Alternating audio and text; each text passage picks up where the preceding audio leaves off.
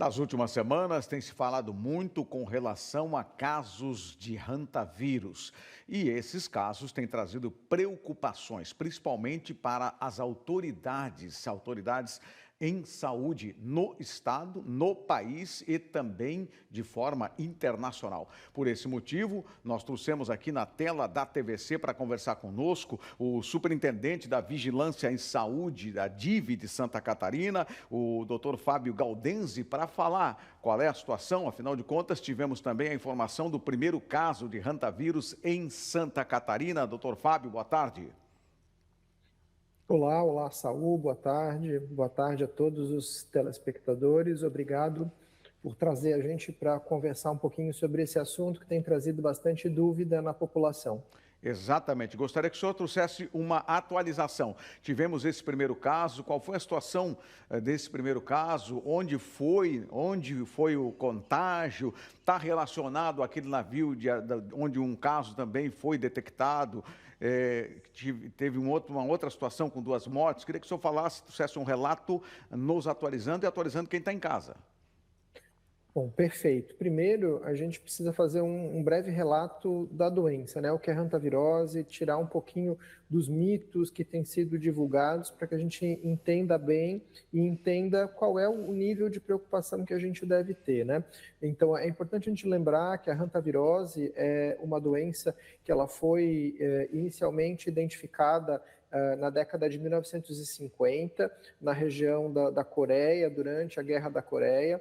Lá, mais de 3 mil soldados acabaram adoecendo, né, por hantavirose e naquele momento não foi descoberto ou foi identificado esse vírus. A partir dos anos de 1990, nas Américas também foram identificados hantavírus de diversas espécies, e é importante a gente entender que os hantavírus eles têm características diferentes a partir, né, de cada linhagem. Então, as linhagens europeias e asiáticas têm algumas características, as linhagens aqui das Américas têm outras características, e isso é importante para a gente entender por que a gente se preocupa mais com algumas linhagens do que com outras linhagens. Então, a hantavirose é uma doença já conhecida por nós. Aqui no estado de Santa Catarina, nós temos casos identificados desde 1999. Nos últimos 6 anos, nós já tivemos 92 casos identificados, né, aqui no estado, com 28 mortes. Então, é uma doença que já existe aqui, é um vírus que já é conhecido, nós não estamos diante de uma novidade. O que a gente precisa, claro, é entender o que isso significa, né? Ter a real sensação de qual é o problema aqui para o estado de Santa Catarina, já que a gente já convive com esse vírus há bastante tempo, e entender um pouquinho também em relação a esse navio, né? O que aconteceu nesse navio, por que preocupou tanto as autoridades, por que foi tão falado, né?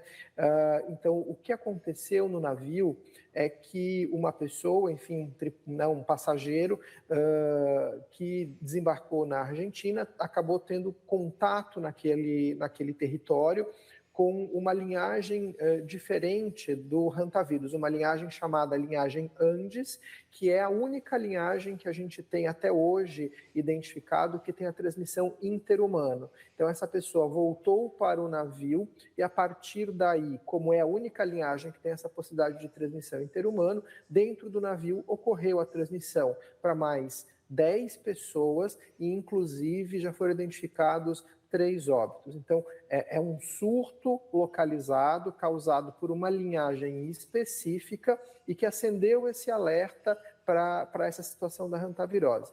Porém, já é uma situação conhecida aqui no Brasil, aqui no estado de Santa Catarina, e os hantavírus identificados, né, no Brasil todo e aqui em Santa Catarina, eles não têm essa característica de transmissão interhumana. Como é que a gente se expõe? Como é que a gente pega hantavírus aqui em Santa Catarina? Como é que essas 92 pessoas pegaram hantavírus e ficaram doentes aqui em Santa Catarina? É o contato com as fezes, a urina, a saliva dos roedores que albergam, né, desses ratos silvestres, que albergam o hantavírus durante a sua vida, e o contato, então, quando a gente varre, quando a gente vai limpar um local, quando a gente tem contato com essas excretas desses roedores, aí sim a gente se infecta. E a gente, estando doente, por ser dessa linhagem diferente da Andes, nós não transmitimos de pessoa a pessoa. A gente não transmite para outras pessoas quando a gente tem os hantavírus aqui do Brasil.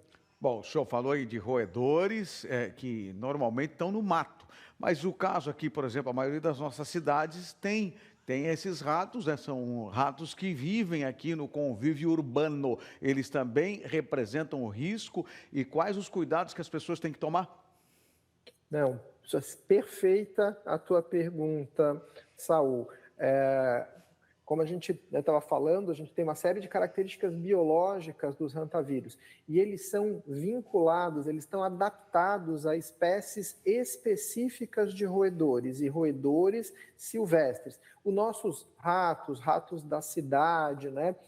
Esses ratos que a gente encontra em esgoto, enfim, eles não são transmissores da hantavirose. Eles podem transmitir outras doenças, como a leptospirose, mas eles não transmitem a hantavirose. São os roedores de mata, de floresta. Claro que a gente também tem que lembrar que na Santa Catarina tem muitas cidades pequenas, né?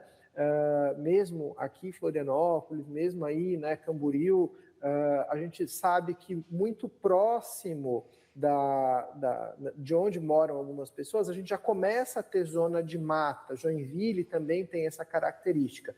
Então, a gente pode ter contato com esses roedores nessa região que a gente chama de periurbana, né? Mas é o contato com as fezes, a saliva e a urina desses roedores, principalmente quando a gente está fazendo atividades de varrer um ambiente, né? Varrer um silo, varrer um paiol que estava ali mais ou menos abandonado, que tinha algum resto de alimento, de grãos, que esses roedores acabam indo procurar próximo ali do ser humano, já que a gente acaba muitas vezes acumulando esse tipo de material, e com isso a gente acaba tendo o contato com as excretas desses roedores. Então é muito importante lembrar isso, não são os ratos da cidade, ratos de esgoto, são essas espécies de roedores, pequenos camundongos que ficam na mata, na floresta e acabam muitas vezes se aproximando do ser humano em busca de alimento. Certo. Doutor Fábio, preciso aproveitar o teu conhecimento em tudo para poder esmiuçar. Nossa situação, por exemplo, nós estamos aqui nos Altos do Cristo Luz e ao redor tem uma mata e tem ratos aqui nessa mata. E quando a gente desce ali próximo da Avenida Atlântica, daí esses ratos são urbanos. São linhagens diferentes de roedores? Exatamente, né? Cada local, e isso é muito importante entender, né? Cada bioma, cada local vai acabar atraindo esses roedores de espécies diferentes. Por quê? Porque eles se alimentam de comidas diferentes, eles utilizam tocas, né? Locais diferentes para se albergar. Normalmente, eles fogem, né, de predadores, eles fogem do próprio ser humano, eles acabam entrando em contato conosco por conta da busca por alimento, mas eles acabam ficando a maior parte do tempo escondidos, muitos têm hábitos mais noturnos, né? Então a gente não costuma vê-los. Então a biologia deles é bastante variada, varia de cada espécie, e aqui no estado, né, a gente tem como característica o roedor que alberga a hantavirose é um rato, né, um roedor chamado, tem o nome científico, né, de Oligorhizomes nigripes. Então, sempre é um nome estranho, o nome científico, né, mas ele é conhecido popularmente como ratinho do arroz, camundongo do mato e rato de patas negras. Então, não vai ser nem qualquer roedor de mata que eu encontrar que vai ter o hantavírus. Essa espécie específica aqui no estado que alberga o vírus e que pode transmitir. Então, as pessoas não precisam ter essa preocupação, né? Vi um rato, será que ele vai me transmitir? Não, os cuidados que a gente tem que ter quando a gente está num ambiente que pode ter a presença de roedores, a gente deve evitar varrer esse ambiente. A gente tem que lembrar que tem que passar pano com água sanitária, pano úmido, porque quando a gente varre, a gente gera, né? Então a gente aerossoliza, a gente faz com que essas partículas virais estavam secas ali no solo, elas vão começar a flutuar e vão entrar no nosso pulmão e a partir daí a gente se infecta. Então, a gente tem que ter de maneira geral esses cuidados quando estiver aí cuidando, né, de um silo, de qualquer ambiente que possa ter, então, a presença desses roedores. Dr. Fábio Galdense, superintendente da DIV em Santa Catarina, tem algum toque que o senhor gostaria de dar, principalmente aqui para a nossa região, onde temos várias comunidades no interior de Camboriú, tem lá o seu sítio, o seu paiol, mais alguma orientação que o senhor julga pertinente? Fique à vontade, doutor Fábio. É importante lembrar que nos últimos anos a gente não teve nenhum caso identificado aqui na região litoral. Então, é uma região que não tem a população desses roedores, né? Mas a gente sabe que as pessoas viajam muito, né? A gente teve em 2022 para 2023 um surto na região de Urubici, por exemplo, né? Então, a gente sabe que é uma região que as pessoas vão visitar. Então, mesmo que a gente não tenha casos, né, na nossa região, aqui onde a gente mora, no litoral de Santa Catarina, a gente viaja, a gente vai fazer atividades de lazer, atividades de trabalho em outras regiões, a gente tem que ficar, então, sempre alerta. Então, a gente precisa também lembrar, os sinais e sintomas da doença são sinais genéricos, né? A pessoa vai ter febre, vai ter dor no corpo, né? Vai ter uma sensação de mal-estar, e depois evolui para a forma mais grave da doença, que vai ter esse comprometimento cardíaco e pulmonar, então com a falta de ar. Só que, claro, a gente está agora num período de vírus respiratório, né? Vocês estavam falando sobre a importância da vacinação contra a influenza. Como é que eu diferencio, né?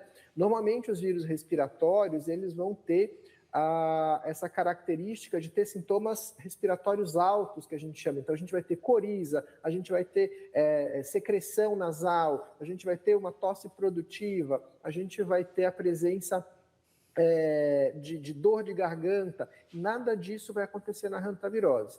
E, além disso, eu vou ter tido uma exposição até 45 dias antes, que é o meu período de incubação, eu vou ter tido a exposição. Então, eu visitei uma região de mata, eu fui numa casa que tinha um paiol, que eu varri, né, que eu tive contato com essas secreções excretas dos roedores. Então, se eu tiver um quadro de febre, de dor no corpo, nos últimos 45 dias estive numa área como essa, eu tenho que procurar o serviço de saúde e avisar para quem está me atendendo, olha, eu viajei, eu fui para um sítio, né, lá costuma-se ver ratos, né, silvestres, então eu não estou me sentindo bem, né, será que não posso estar com hantavirose? Eu preciso avisar o profissional que está me atendendo para ele me avaliar e entender qual é o meu risco.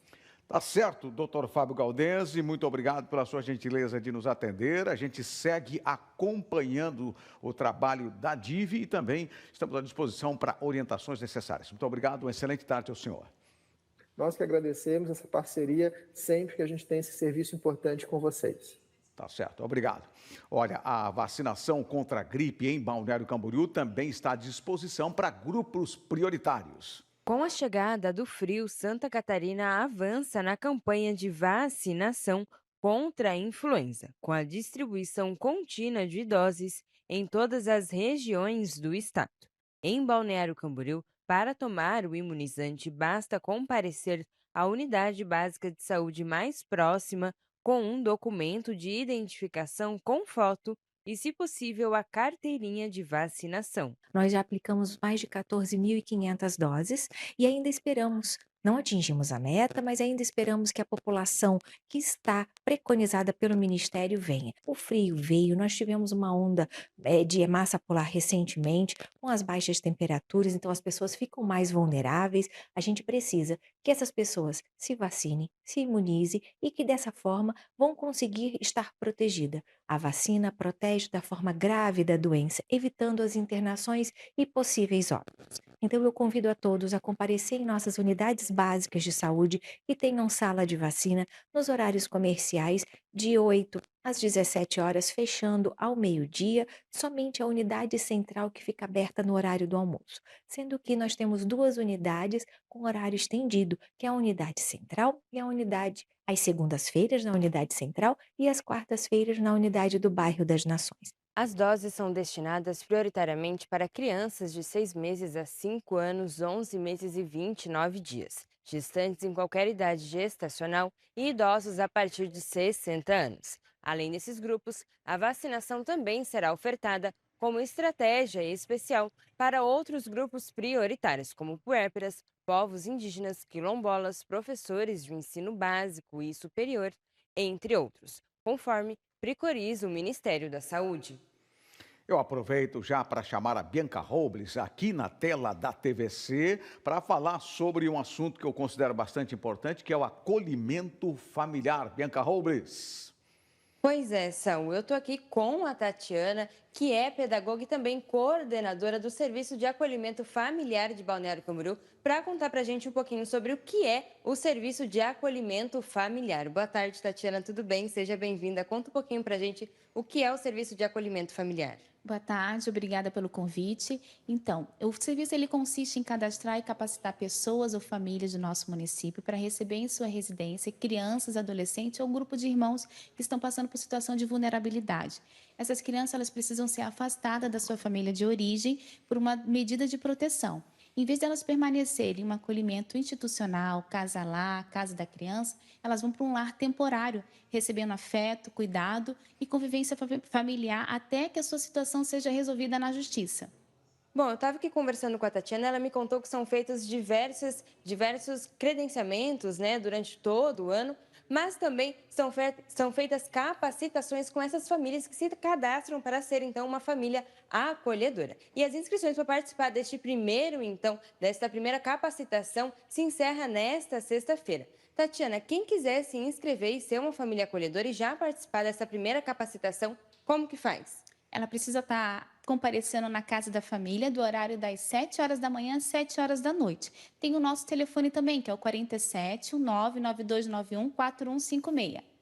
Bom, lembrando, né, a Casa da Família fica aqui na rua 3100, aqui no centro de Balneário Camboriú. E quais são os critérios para ser uma família acolhedora? Ser maior de 21 anos, morar em Balneário Camboriú e não estar na fila da adoção. Que vale a pena ressaltar que o serviço de família acolhedora ele não substitui a família de origem e nem é uma adoção. Bom, e a gente estava aqui conversando e você me contou que o município também dá uma ajuda para essa pessoa que está sendo uma família acolhedora dessas crianças e desses adolescentes, é isso mesmo? Isso mesmo. O município ele contribui com uma bolsa auxílio de um salário mínimo por criança. Bom, muito importante, claro, esse serviço, né, Saúl? A gente vai seguir aqui acompanhando e, claro, deixando aí o pedido para você que está nos assistindo se tornar uma família acolhedora e ajudar essas crianças e esses adolescentes, né, Saúl? Olha, boa dica. Muito obrigado, Bianca Robles, pelas dicas, né? Fica aí, ó, valendo até sexta-feira. Dicas importantes para a família que quer acolher. E isso realmente é uma missão nobre. Obrigado, Bianca.